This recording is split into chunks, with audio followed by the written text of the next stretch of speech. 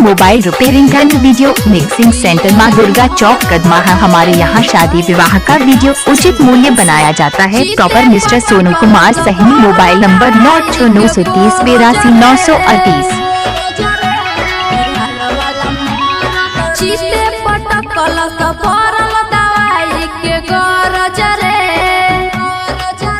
हमरा देहिया में दिल बतौर तो बिहार वाला मोर तरे। हमरा देहिया में दिल बतौर तो यूपी वाला मोर तरे।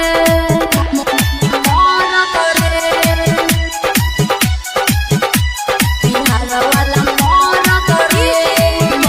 Sonu mobile repairing and video mixing centre माँ दुर्गा चौक कदमा है। हमारे यहाँ शादी विवाह का वीडियो उचित मूल्य बनाया जाता है। Proper mister Sonu Kumar Sahni. Mobile number 9693082938।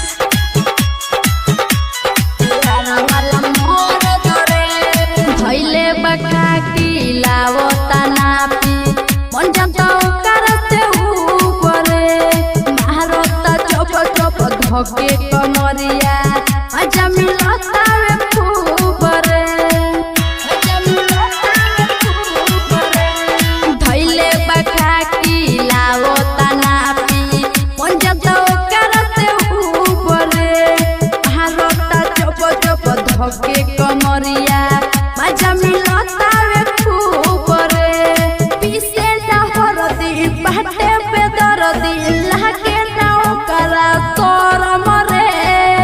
हमरा देहिया में दिल बदौरद बेतिया वाला मोर तरे।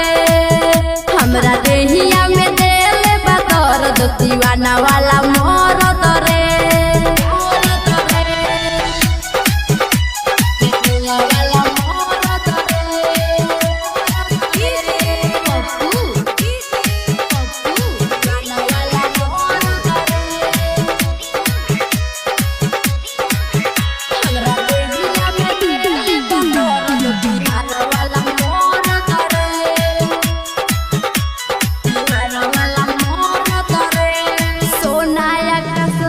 छोटका नी रहुआ कहे करा दिहला साथी हो। राजा प्रकाश सुन बारे कसाई जिंदगी के पहले बर्बादी हो। जिंदगी के पहले बर्बादी हो। सोनाया कस संगे छोटका नी रहुआ कहे करा दिहला साथी हो।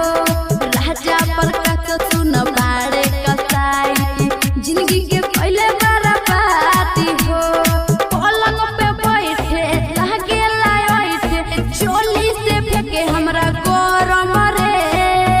हमरा देहिया में दिल बदौरद बलिया वाला मोर तरे। हमरा देहिया में दिल बदौरद छपरा वाला मोर तरे। Contact number 73526764।